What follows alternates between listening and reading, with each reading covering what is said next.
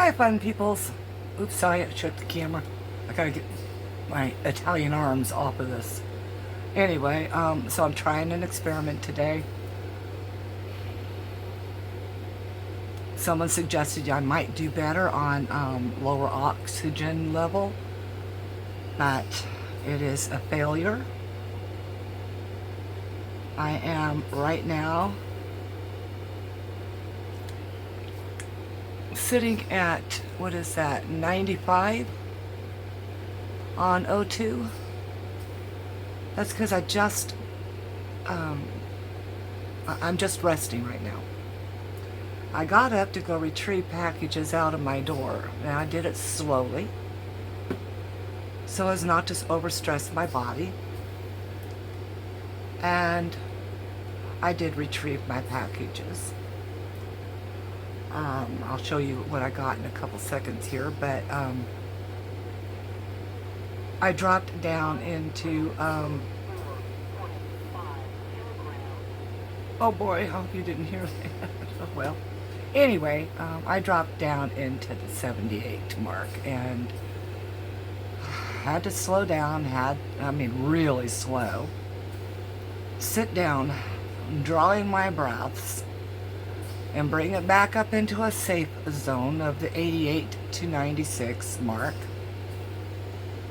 And I still have not recovered it all the way, so I'm sitting at the 95, but that's still better than being down in the 70s or in the lower 80s, because that's when heart attacks happen if you have a bad heart, which I do. So, with congestive heart failure, you can, drop, boom, just like that because of your lungs not giving you enough oxygen for the heart to pump through your system and enough CO2 to be knocked out of your bloodstream and your lungs. So all the carbon dioxide can become trapped at lower oxygen levels because your lungs kind of squeeze together at the bottom and it traps into those sacs down in the bottom there. So I do not do well, as you can tell, on a lower level than 4.5. At 4.5 it can reach to 99 most of the time.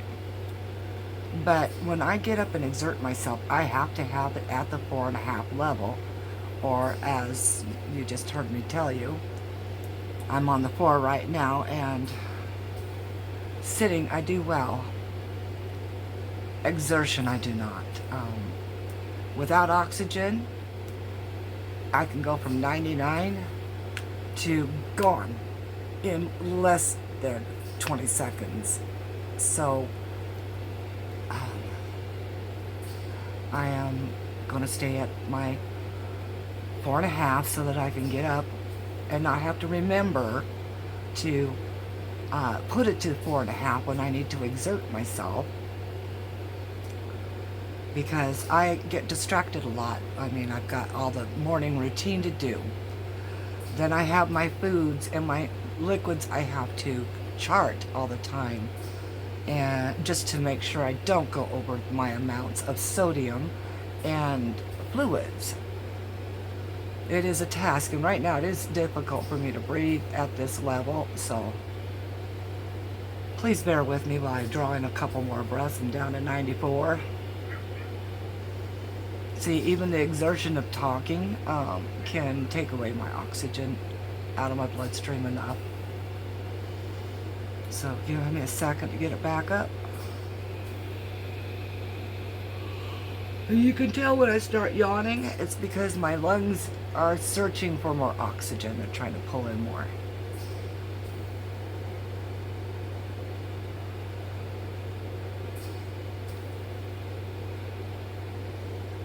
And it's like 10 minutes to 3 right now, my area. So anyway, I'm going to pause you and we're going to get to the other portion, okay?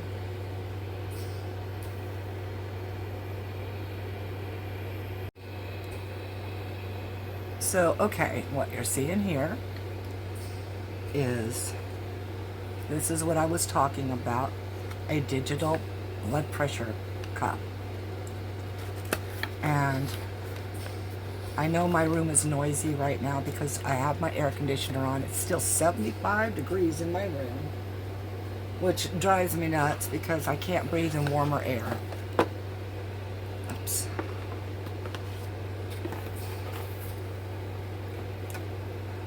This is a Mavis brand universal wrist blood pressure monitor. It's all in one. It's a monitor and cuff.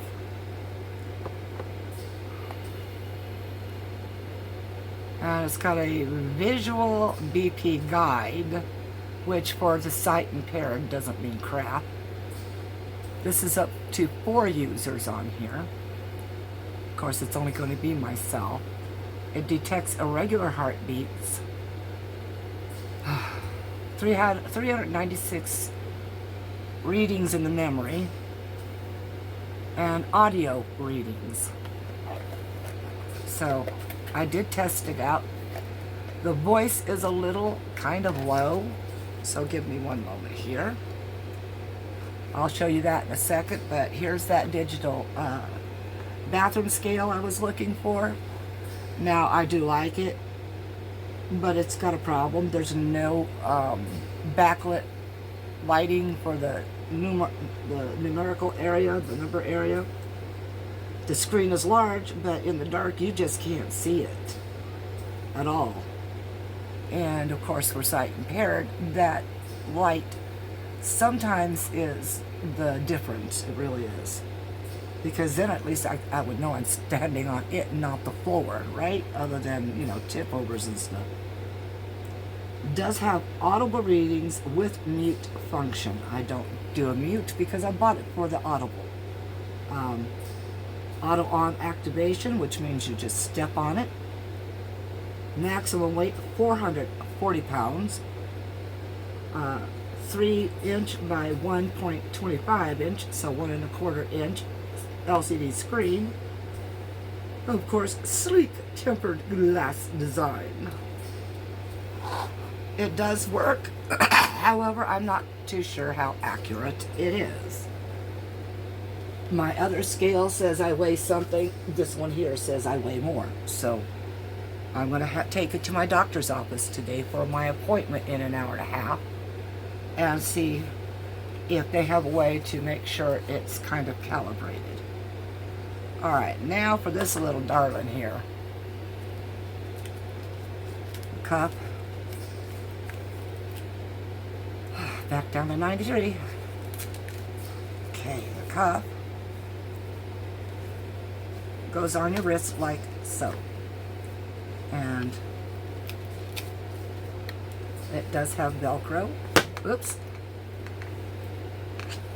Anyway, make sure your wrist is located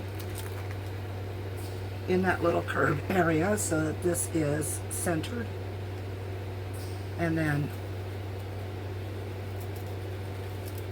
you don't want this too tight, you just want it snug. So don't pull too hard. You put it like that and you turn it on.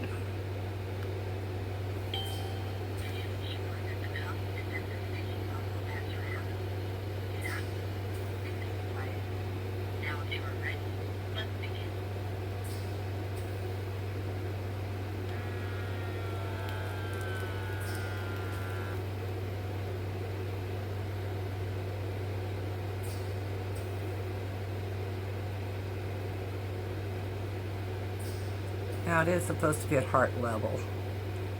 It's slightly higher than the heart right now.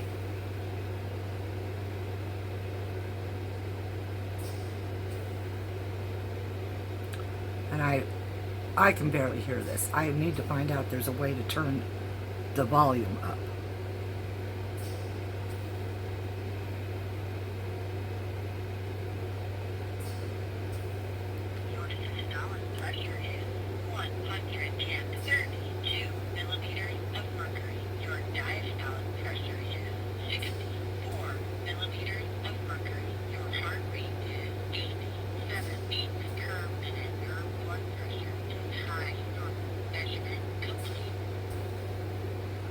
Now it's high normal, because it's 132 over 64. That's 87 heartbeat.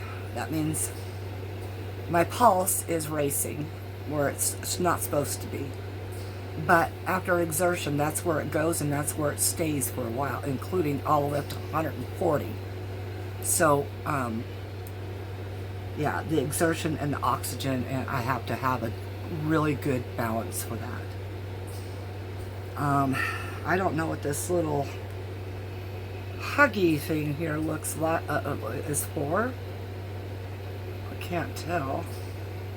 It's got a manual, but I'll be dog-dag-nabbed if I can actually see what all this is. So I will be having... See, they're doing this for sight impaired, and look at how small everything is. Not intelligent. So I'll probably have to scan it and blow it up. But I'm just looking for a way to up the volume. Okay, it says... Oh, okay, user groups. That's what the little flashy doodad thing is up here. So I'm group 1. I'm going to take this off for now because it's in my way and I need to flip through this fast. And I've got my magnifying lamp close by I'm using right now, so I'm going to bring it over where I can try to see this. Okay, user groups, low battery indicator, visual blood pressure guide, average of last 3 readings, a regular heartbeat detector. See? Yeah.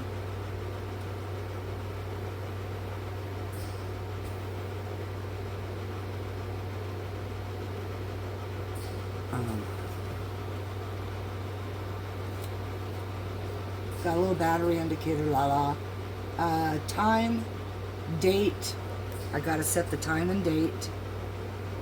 Because this, I think, says January 1st.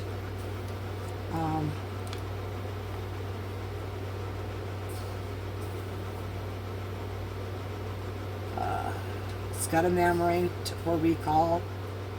It's got a set button so that when you're doing your time and date on it,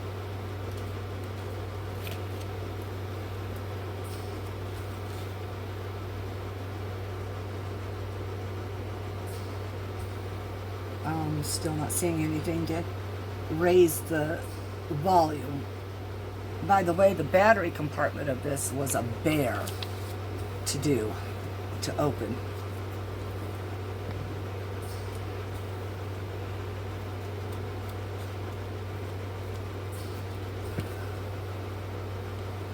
Then it gives you general blood pressure information.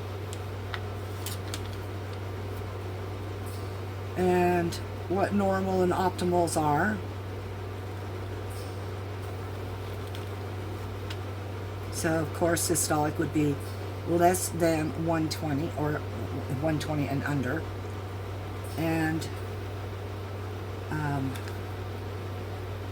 the diastolic less at 80 or less than 80. However, you don't want to go too low because you need actual blood pressure.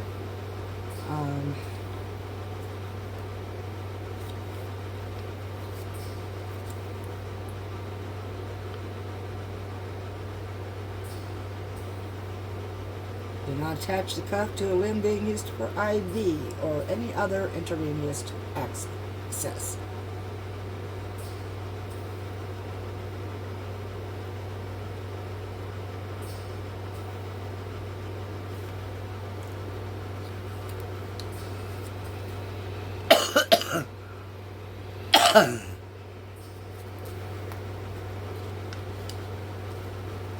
And I guess if you've had a mastectomy, you don't put it on that side either.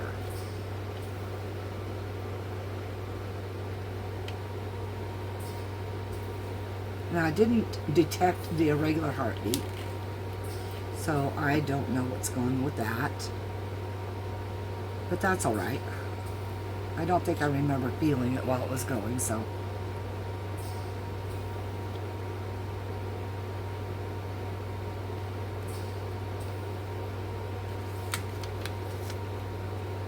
Setting the time and date. Okay. When the unit is off, press the set button to enter into the user mode. The user 1 symbol will begin to flash. Press the memory button to select user 1, 2, 3, or 4 and move into the data time setting. Press set to confirm. Note, setting the date and time for user 1 will automatically keep the same date and time for other users. The year will begin to flash first. So you'll want to press the memory button to change until the desired number appears. Okay, let's give that a try. Although I have to have light to do that, so I'll bring the light up here. I don't know if you're seeing any of that. Probably not, huh? We'll just tilt it that way. So, set. Flasher is using memory. Well, that didn't work out too well. So let's just take it off the arm first, I guess. Okay, what did it say to do again?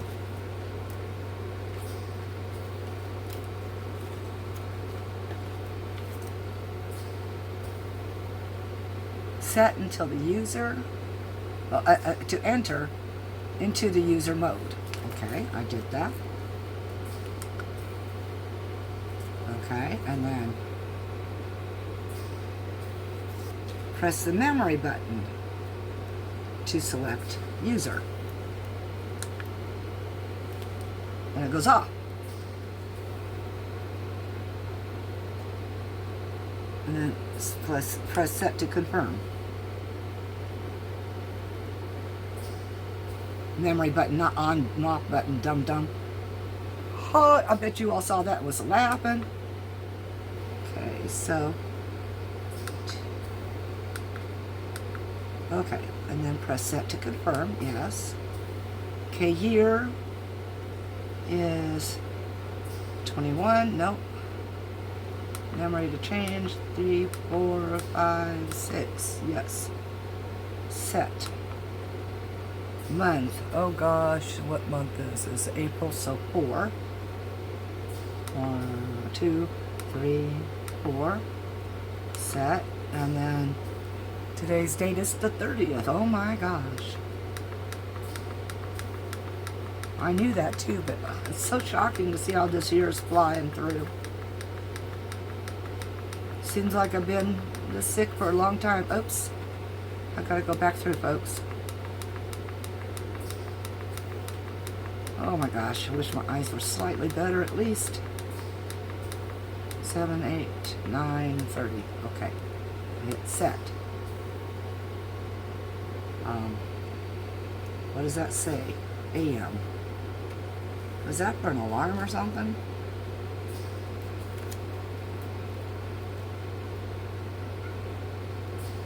The date followed by the time. Oh, okay.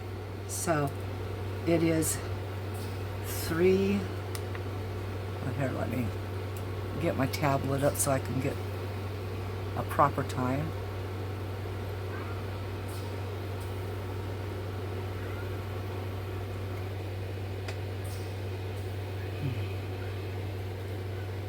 Two, 3. Set.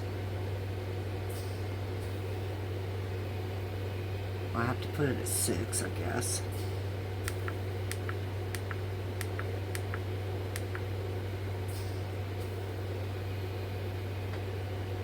Wait till the clock sets to the 6 on there, and then hit that.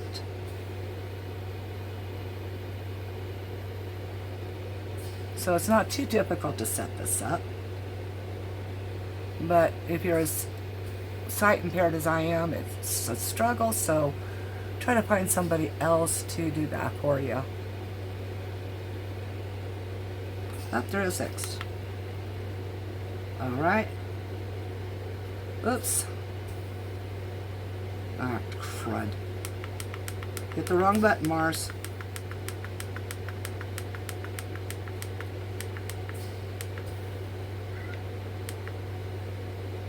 What time is it again? Oh my gosh.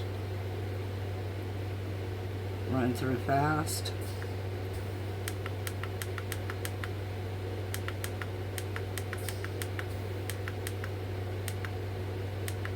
And now I gotta wait till nope. Shoot. Dang it. Go through fast again. Hasn't hit 7 yet after, so.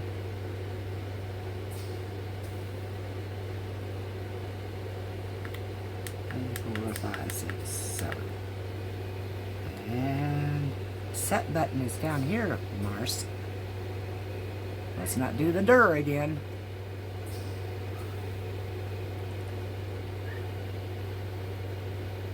I also have to tell the doctor today I've got like little sores starting to begin on my tongue. And I don't know if it's the nebulizer itself, the nebs themselves, or what's going on, what medication, whatever. But it's starting to get hard to eat because my tongue's so sore. Okay. Anyway, no, it's not AM.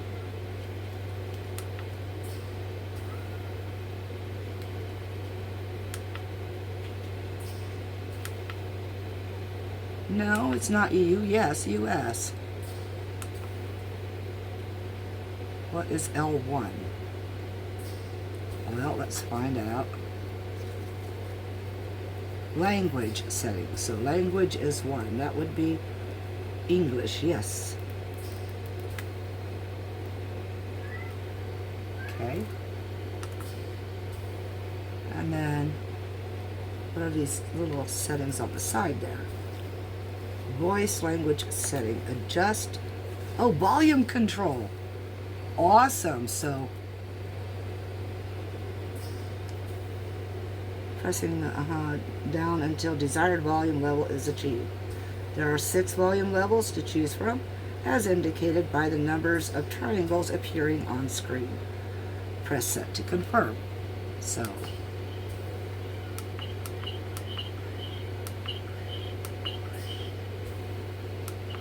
the highest volume is so low.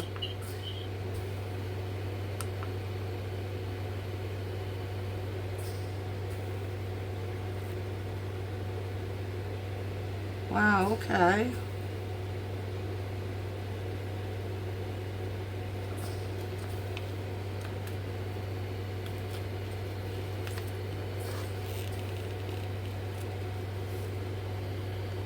Okay, so that's done. That's set up now. I'm going to take it to the doctor. We're going to see how accurate it is. And I got to do that just to make sure that you're not going to harm yourself in any way by using it. Make sure it's as accurate as it can get. Well, it goes in here somehow, like this. There we go. Alright, I'll take that with me. And then we're going to address some sodium issues here. Let's get to that one, because sodium is, for most people, you know, you're always told if you have heart problems, a low sodium diet or no sodium diet. Well, it is actually truly impossible to have a no sodium diet, because your foods, your fruits, your vegetables, and I'm talking about natural fruits and vegetables, naturally grown, have a certain amount of sodium to them. So I did some research, because nobody tells you how much salt is too much and how much is not enough, or etc. You know, what is a safe level for somebody with high blood pressure and heart problems? And I did a lot of delving into it last night. For heart problems and high blood pressure people, it is 1,500 milligrams or 1.5 grams of salt allowed in a day. Do you know how little that really is? I'm going to show you something about what a gram looks like, okay? This Good and Plenty.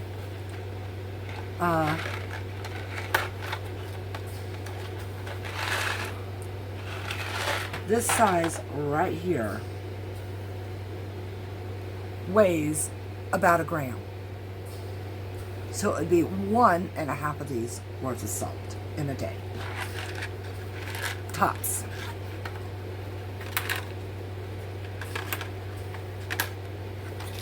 The sodium levels in my Good and Plenties, which I use for smoking or cessation, to continue being a non-smoker, is you get how many of these? It's 25 pieces, 30 grams. So each one can be slightly over a gram. So what you get is on sodium, 3% of daily value. Now, I found that calories does not equal sodium content, but the sodium is listed on here as 80 milligrams for the 25 pieces. Well, that drops you down to almost 1,400 left. Okay, so I have to make that choice.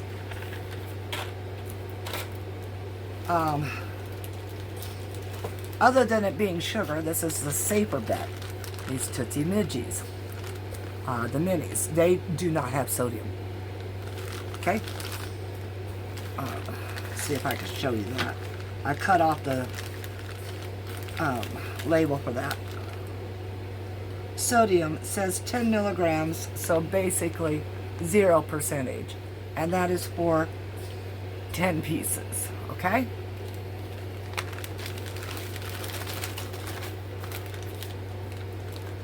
And I use those for kind of a pass-through between meals. Alright, so for the natural foods, a 7 to 8 inch stalk of celery is 28 to 32 milligrams. I put 32 milligrams to keep it safe, okay? 1 cherry tomato is 1 milligram, so tomatoes have less sodium than the celery. 1 medium potato, a 5.3 ouncer, has 7 to 13 milligrams of sodium. 1 banana, 1 to 2 milligram of sodium, and it's for a medium size. I love string cheese, and my favorite brand is Galbani, and I do endorse them, okay? I do. 1 stick is about 28 ounces to 32 ounces. Or, excuse me. Oh boy. 2.8 ounces to 3.2 ounces. Anyways, 170 milligrams of sodium in that. So there's a big jump there. However, a commercially made tortilla that is about 8 inches is 300 milligrams. Then the Jif peanut butter I have, that natural that I made into the dip to bring the sodium levels even further out. For 1 ounce, which is 2 tablespoons, there's 40 to 80 milligrams. I put 40 to 80 because 40 milligrams is what I shot for in making the dip. 80 milligrams without having it mixed up with butter or anything. And then I have a brand called Food Club here in town for our stores. Probably a lot of you do too. Their applesauce for that little 4-ounce cup, that is 0 milligrams of sodium. So the only thing I have to worry about with that is the fluid portion of it, which means I have to remove it from my fluids. Now there comes the guesstimations, like breads. Breads on the General are kind of heavily sodium laden because sodium, salt, helps with the rising process and all that with like yeast and stuff. Kind of like almost like a help of leavening agencies and such. So breads, that's why breads have become a no-no, is because the sodium is high and because the carbs are high, proteins are low, and so its nutritional value is up there with junk food. So if you're a baker, bake your own, okay? You control the salt that way. Find low sodium recipes, and then outdo that by removing even more of that sodium. That goes for not just breads, but you know, anything to do with a baked product that contains a flour. As far as my cholesterol's been good for many years. Because of the different medications over since July of last year, though I've had some little bit of raise in my bad levels of cholesterol, but I've also had a raise in my good ones, and that's also a bad thing. I didn't know that, but that's a bad thing if your good levels raised too high. I don't know. I can't figure it out. I don't want to. Well, I have to, but anyway. So that's the information I have for you today. I will give you an update tomorrow after I see the doctor tonight. I get to see her in, a little about around an hour and a half-ish. So I'll do another video tonight and get it uploaded for the morning, but that way you guys will have the update as to what she says about the monitor, the scale, and my oxygen levels. Alright, people, I love you, and I got a really bad itchy eye. Love you anyhow, and I appreciate all you new people. I appreciate you so much. So many of you are so loving and kind and caring, and it pretty much negates those 2 or 3 nasty people that can't stay out of my video comments.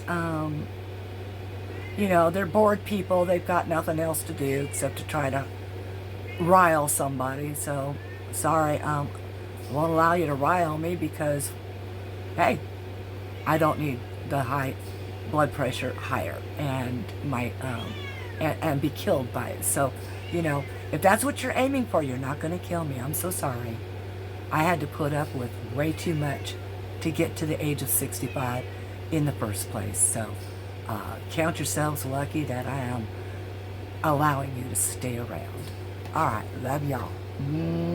That's a kiss with a peace.